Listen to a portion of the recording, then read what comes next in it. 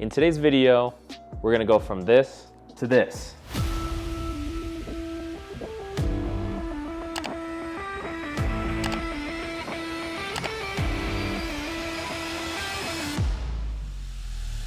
So this right here is a plastic matte piece.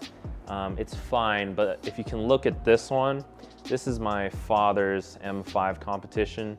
It's a gloss black diffuser, and it has a little bit more aggressive kind of fins. Obviously, these diffusers are not useful, or at least not as noticeable, but you can see the fins here. It's kind of inspired from like race cars when they have the diffuser that's actually, you know, part of the aerodynamics. But in these regular cars, that's not the case. So what I'm gonna be doing is I'm gonna switch this matte black diffuser with one that's a little bit more aggressive, and it's gloss black, but I'm also gonna put LED lights and kind of mock up and make my own version of that fog light type. Because the one that I bought has these slits where air would, in theory, pass through, but again, it's not a functional diffuser. So I'm gonna put the LED lights in those spots just for a third or fourth brake light. So here's the diffuser itself. Here it has 3 fins and it has this slit.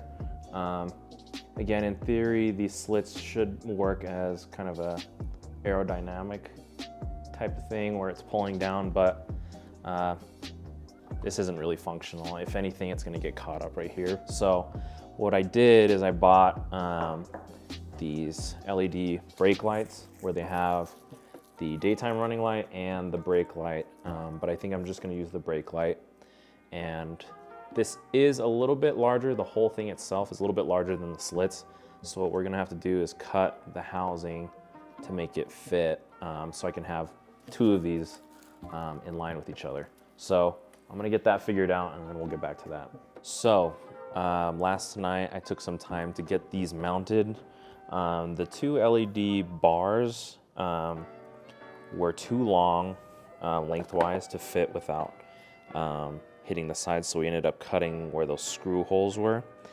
And then we hot glued all around and have those planted on, and then just put 3M double-sided tape on there just to hold that just extra secure. Then we soldered the wire so that it can reach the tail light, which we'll be splicing into with these, which we'll show a little bit more a little bit later. But I can show an example of what it looks like when we light it up. So let me just lean this up. Right now, the LED bar that I got was actually clear, but what we ended up doing is sanding down the that front side so it would help diffuse it a little bit more. But I may also find some white kind of translucent or opaque tape or vinyl to put over that so that it can help diffuse. But let me show you an example of what it will look like when it lights up. So there's that. If once I put tape on it, for example, it will be kind of more solid bar. Right now it's kind of you know, sectioned out per bulb, but it still looks pretty good. Before, when I had it like this, it was just shining through and the light would just shine straight down onto the ground. So having this diffuse the light before it gets out or onto the road is gonna help the person seeing it on the car. So now it's just time to install it. So we just jacked up the car. I'm gonna get underneath there and I can show you what it is, but it looks like there's 4 bolts on each side of this. And then there's some plastic pins. They're kind of like plastic rivets. So we'll pop out that middle pin and then you can extract out the other parts. And then there's gonna be kind of a clip, plastic clip thing all around here, which I'll be kind of popping out, and then we'll get that swapped out and then we'll work with the taillight and everything else. So let me get under here and I'll show you a video of that.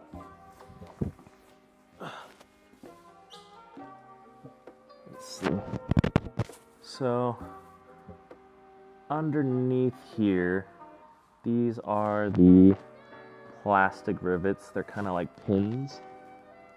So you basically get that metal piece out and it'll come out. It's like a little pin, and then it has this like fastener. So it should pop out pretty easily. I don't know if I can get another angle of it on top, but then there's these two bolts that you just take off. And then if I do end up deciding to put the other side on for here, it should just screw into where these bolts are, but we'll see.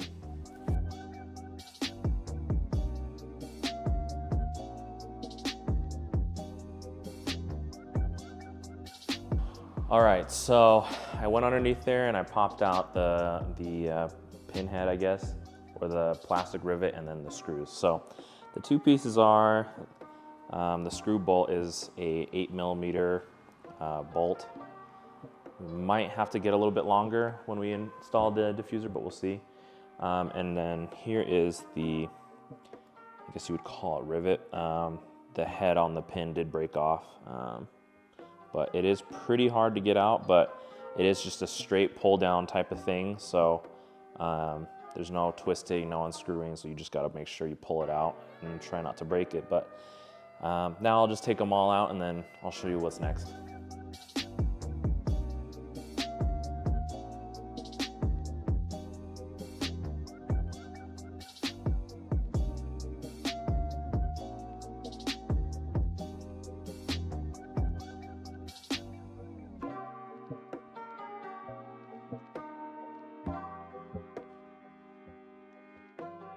All right, so I got all the bolts out, so now it should just be the tabs that we're gonna be pushing out. Even when I was pulling it out right there, it started to come out. So hopefully this will be easy, so we'll see.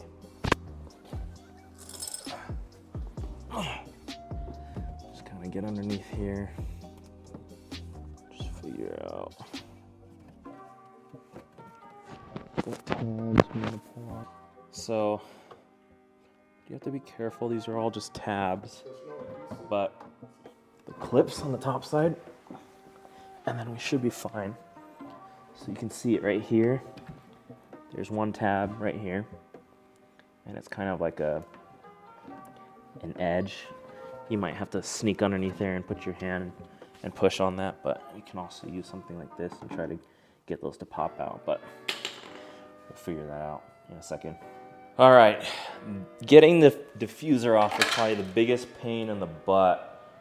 It's a hard plastic. I busted my knuckles, but what actually happened is, I don't know if this is the case for all M2s, but there was basically a second plastic piece in here, basically with the white bumper on there sitting in between.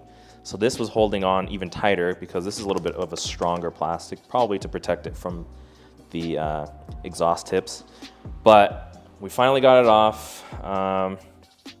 Word of advice is there is a heat shield right here.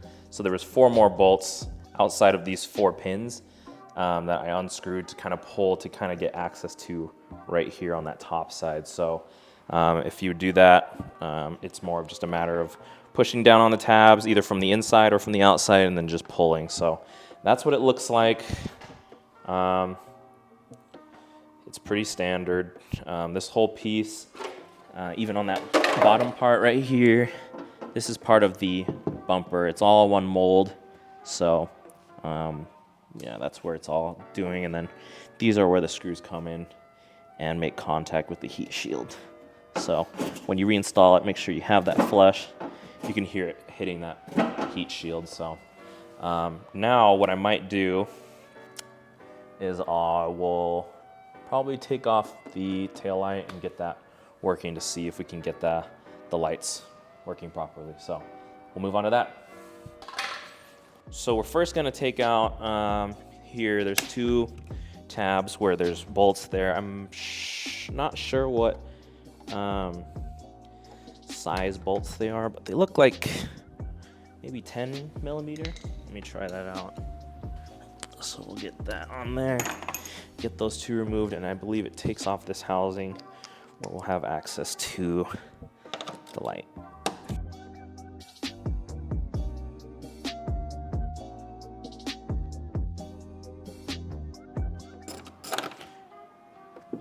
bet. Oh, so it's actually the washer. The screw is part of the body, or it's on the inside. So put that in there so I don't lose it.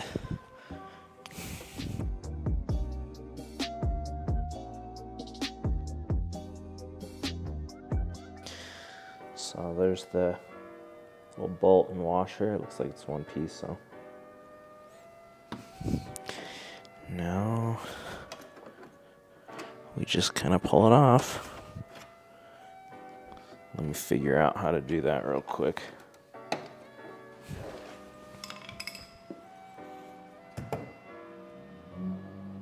This is what I needed. Use this or something like this to get those tabs out. That was probably the worst find I could ever think of. There we go. So now I got the headlight assembly out, and that's the whole unit, and the pigtail is right there. So I'm gonna unplug this really quickly, and then we'll figure out what wire that is. And you should just have to push a tab and get that out, where it sits on top here. But I'll get that out right now. There. So that whole headlight unit is part of that plastic piece. You can remove this, but yeah, it all comes off in one piece.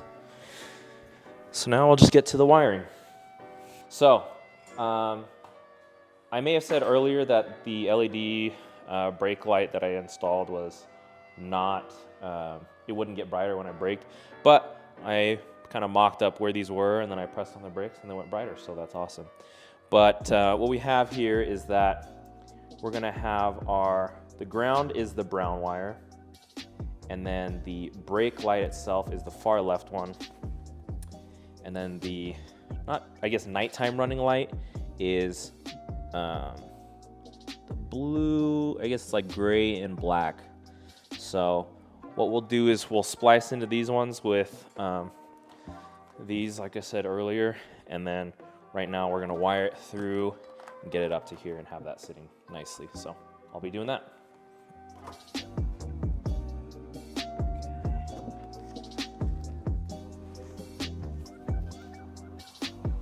Okay, so now I'm just kind of moving up the electrical tape a little bit just so that I can use these splices here. One is for a continuing line, and then one's for an end line. So you can see here, might be hard to see, but we'll put one of these on this where it won't cut. It will just kind of break into it just enough so that we can get to the electricity in there. And then the other side is for the loose end. So I'll be doing that. We'll do that first one, which is the black and blue wire in that first space here, which was the brake light, which I have as red.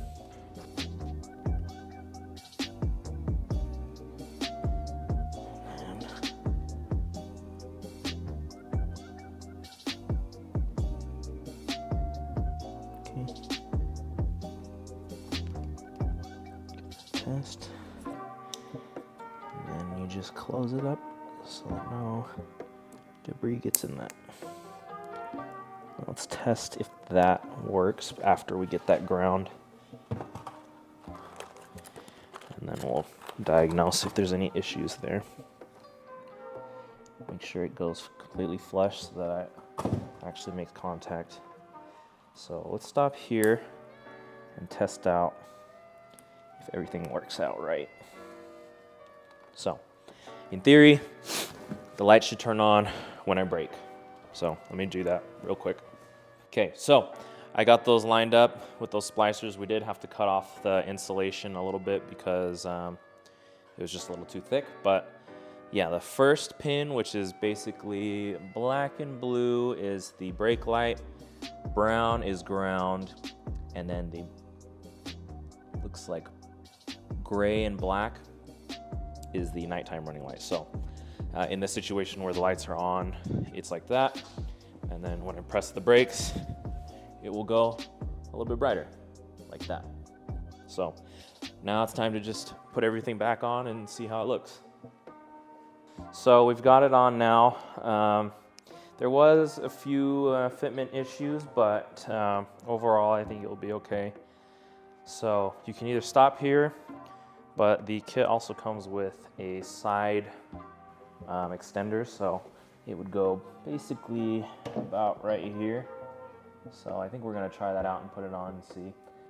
If anything, this kind of helps protect the bumper because a lot of rocks come up underneath here, but you know, maybe you don't care. So I'll work on that, and I need to make some holes for this, and it should go with the pre-existing holes that are already on the car. So let's do that.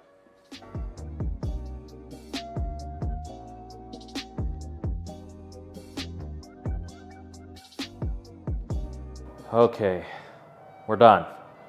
It was probably the hardest aesthetic modification that I've ever done because it was just such a pain trying to get through all that stuff.